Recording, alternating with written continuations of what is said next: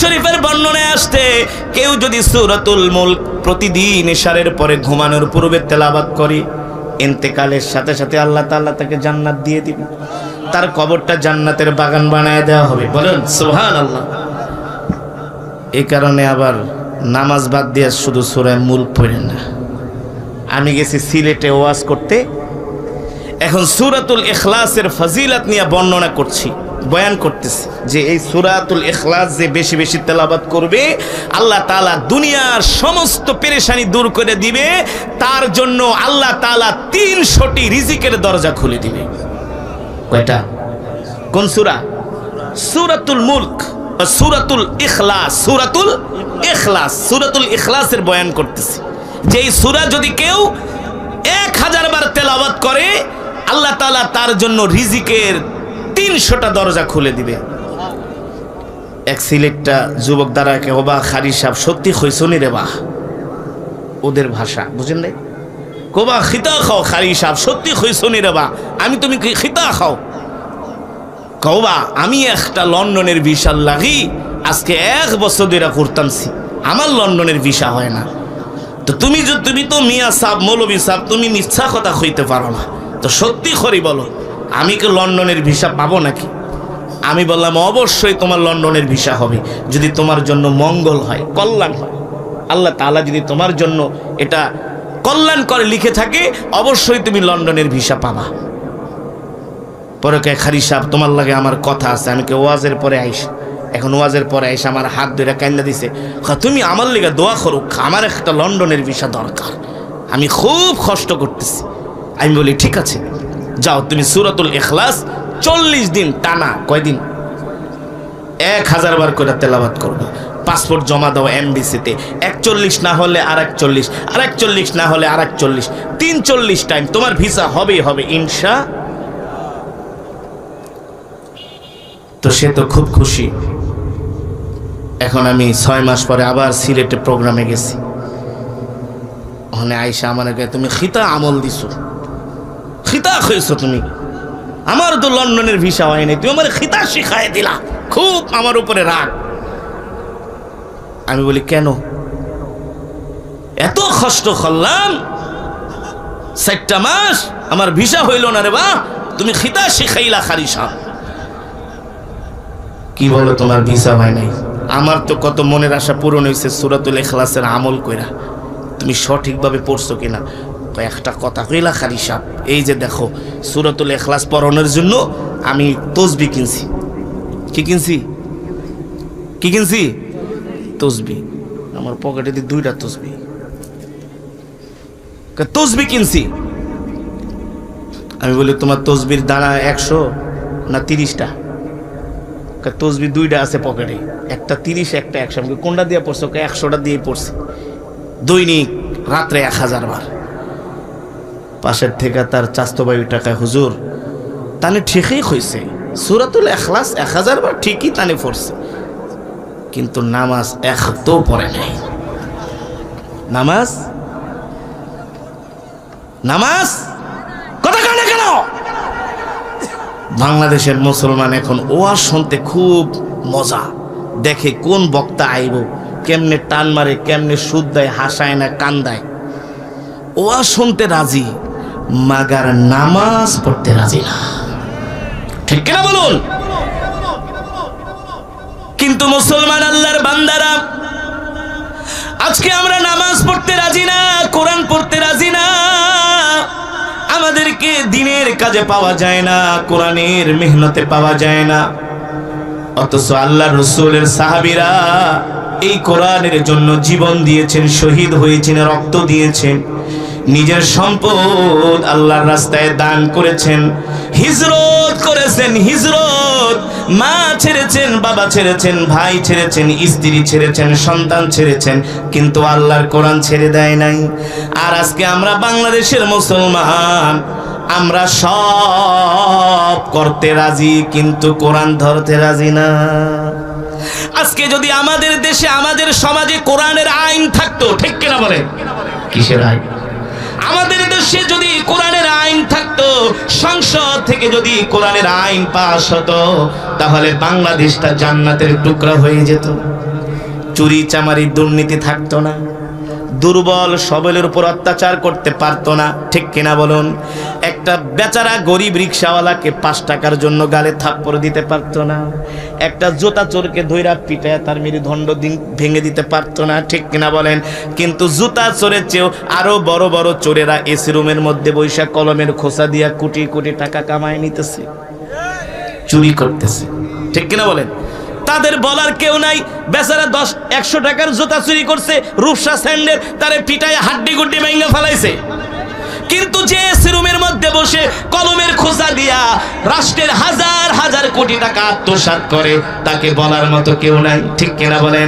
কিন্তু যদি কোরআনের আইন থাকতো, কোরআনের শাসন থাকতো, তাহলে কখনো দুর্বলের উপর অত্যাচার হতো না, কোনো মানুষ না খায়া থাকতো না, কোনো মানুষ ক্ষুধায় কষ্ট পাইতো না, কোনো মানুষ চিকিৎসার অভাবে মারা যেত না, কোনো গরিব মানুষ সেই ঢাকার শহরের সদরঘাটে লঞ্চ টার্মিনালে না খায়া ঘুমাতো না, সেই গাবতলীর বাস টার্মিনালে না খায়া ঘুমাইতো না, ঠিক কিনা বলুন? যদি কোরআনের রাজ কায়েম হয়ে যেত, তাহলে প্রত্যেকটা মানুষের ঘরে ঘরে খাবার পৌঁছে দেওয়া হতো। বিশ্বাস করেন না? এখন দেখবেন আমাদের দেশের অনেক অফিসারদেরকে যদি বলা হয় আপনারা জনগণের এটা করেন সেটা করেন, ধমক দেখে আমরা কি তাদের বাড়িতে যাই নিরাপত্তা দিব নাকি? আমরা কি তাদের বাড়িতে যাই খাবার দিয়ামো নাকি? অথচ মুসলমানদের খলিফা, আমিরুল মুমিনিন, খলিফাতুল মুসলিমিন হযরত ওমর ফারুক, নাম কি? ওমরে কোরআনের আইন প্রতিষ্ঠা হলে কি সুবিধা হয় দেখেন। এই যে বর্তমানে পৃথিবীর একটা মাত্র রাষ্ট্র যাদেরকে নিয়ে আমরা অহংকার করি, গর্ব করি, নাম কি? আমেরিকা, হ্যাঁ? আফগানিস্তান। আমরা আফগানের মোল্লাদেরকে নিয়ে গর্ব করি, ঠিক কিনা বলেন? ওই দিন দেখলাম আফগান সেনাবাহিনীর একজন জেনারেল, মেজর জেনারেল, তিনি আটার বস্তা মাথায় করে মানুষের ঘরে ঘরে পৌঁছে দিচ্ছে। মাথায় আটার বস্তা আর হাতে এলো তেলের কন্টেনার, মানুষের ঘরে ঘরে পৌঁছে দিচ্ছেন খাবার।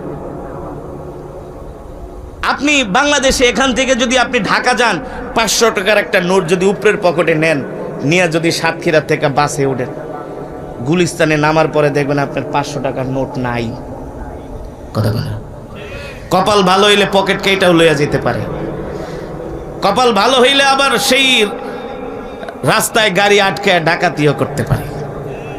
আপনারা কোন হুজুর এটা আবার কি কোন পড়েন নাই? তো আমরা পড়ছি 4 বার, কয়বার ওয়াজ করে যাইতেছি, ডাকাত রাস্তার ভিতরে ধরে একটা, হুজুর আসসালামু আলাইকুম, হুজুর আপনার খুব ভক্ত আমরা, আপনার খুব ওয়াজ শুনি, তো হুজুর কিছু মনে করেন না, যা পাইছেন দিয়া যান। হুজুর অন্য মানুষের টাকা ডাকাতি করে অগো টাকার ভিতরে ভেজাল আছে, আপনার টাকায় কোনো ভেজাল নাই, একেবারে হালাল। কি হালাল? বিশ্বাস করেন ডাকাতি যে সর্দার, সে আবার আমারে খুব সম্মান করতেছে। হুজুর এই হুজুরে একটু যে গাড়িতে বাড়ি মারছে, রড দিয়া তো গ্লাস ভাঙ্গা ঠাঙ্গা সিটের উপরে পড়ছে, এই হুজুরে বসলে হুজুরের পা ঠাকাইটা যাব, এটা পরিষ্কার কর, হুজুরে আরাম করে বসতে দেব। প্রায় 1.5 লক্ষ টাকার উপরে নিয়ে গেছে।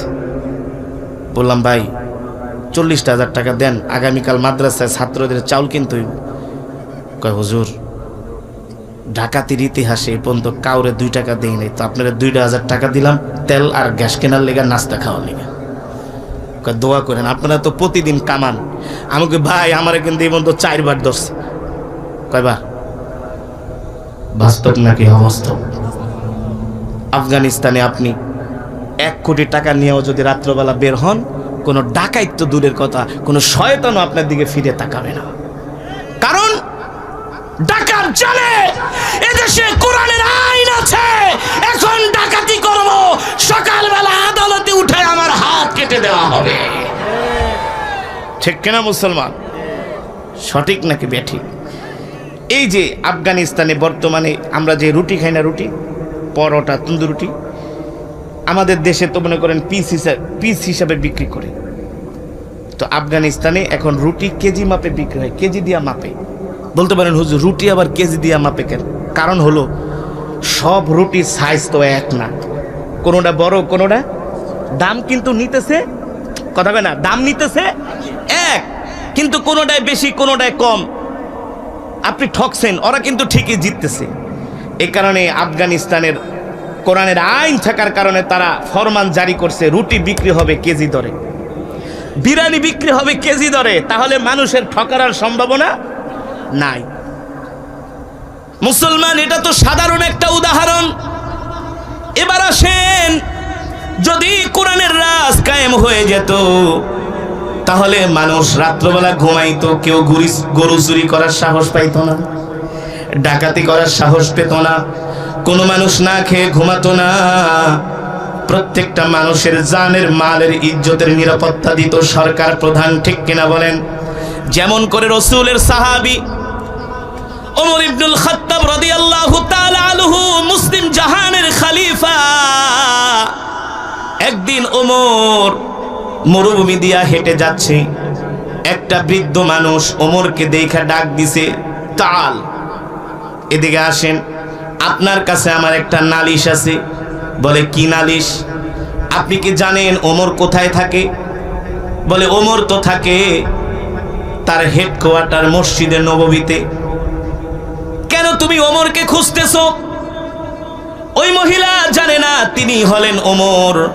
বলে, ওমরের সাথে আমার একটা কথা আছে, তার একটা বিচার আছে আমার কাছে।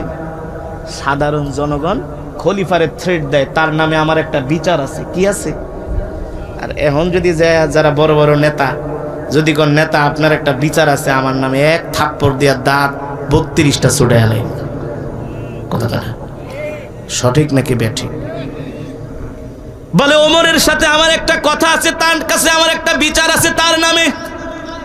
মহিলা ধমক দিয়া বলতেছে, আমি যদি ওমরকে পাইতাম তাহলে আমি ওমরকে বিচার করতাম।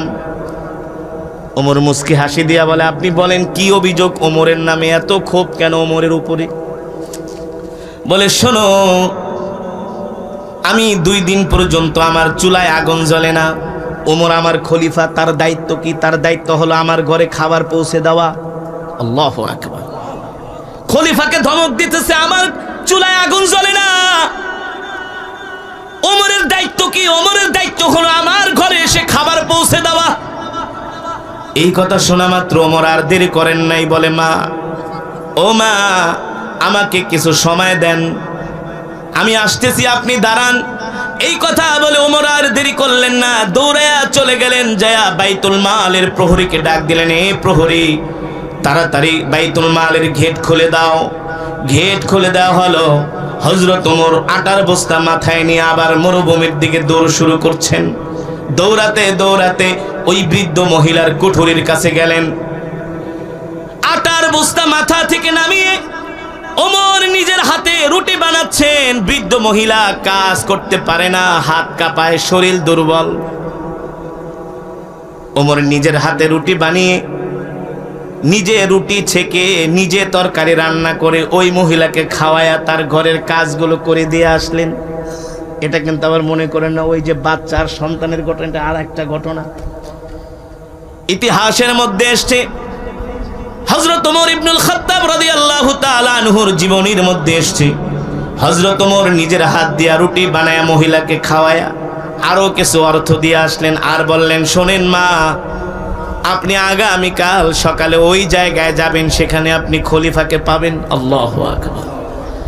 মহিলা যখন সকাল হলো, হযরত ওমর রাষ্ট্রীয় কাজকর্ম সম্পাদন করতেছে, আর ওই মহিলা হযরত ওমরের সাথে দেখা করার জন্য মসজিদে নববীর কাছে গেলেন। জিজ্ঞেস করলেন, আইনা ওমর ইবনুল খাত্তাব? তোমরা কি ওমর ইবনুল খাত্তাব কোথায় আছে জানো নাকি? তোমরা কি ওমরকে চেনো নাকি? কেন কেন? বলে, আমি ওমরের নামে একটা নালিশ দেওয়ার জন্য আসছি। কি নালিশ? আমি আমার চুলায় 2 দিন পর্যন্ত আগুন জ্বলে না, ওমর আমার খোঁজ খবর নেয় নাই, কিন্তু গতকাল রাত্রে একজন অপরিচিত লোক আমার বাসায় আটার বস্তা দিয়ে আসছে, কিন্তু আমি তো চেয়েছিলাম ওমর আমার খাবার আমার ঘরে পৌঁছে দিবে।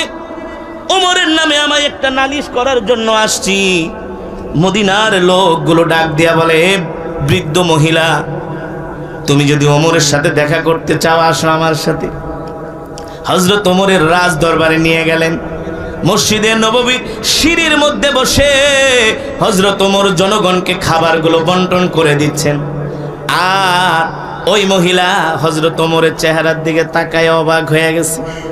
এই লোকটাই তো গতকাল রাত্রে আমাকে আটার বস্তা আমার ঘরে পৌঁছায় দিয়েছে। আল্লাহু আকবার। তার নিজের হাত দিয়ে আমাকে রুটি বানিয়ে দিয়ে আসছে। এখন মদিনার জনগণকে জিজ্ঞেস করে এটাই কি সত্যি? ওমর বলে হ্যাঁ এটাই ওমর, ইনি ওমর, ইনি আমাদের খলিফা। ওই মহিলা দৌড়ায়া যায় হযরত ওমরের সামনে দাঁড়ালেন। আর ওই ওমর মহিলাকে দেখা দুই হাত তুলে বলে, মা আপনি আমাকে ক্ষমা করে দিয়েন, আমি আপনার ঘরে খাবার পৌঁছে দিতে পারি না, আমি জানতাম না। আমি সব মানুষের খবর নিতে নিতে আমি ক্লান্ত হয়ে গিয়েছিলাম। আপনার বাড়িতেও আমি যেতাম, কিন্তু একটু দেরি হয়ে গেছে, আপনি আমাকে ক্ষমা করে দিয়েন। কাল হাসরের ময়দানে আল্লাহর আদালতে ওমরের নামে আবার নালিশ দিয়েন না। জোরে কোন সুবহানাল্লাহ। হ্যাঁ, আপনাদের সাথে তো সবাই এমন ব্যবহার করে, ঠিক না? এই কারণে আপনাদের সুবহানাল্লাহ বলতে মন চায় না।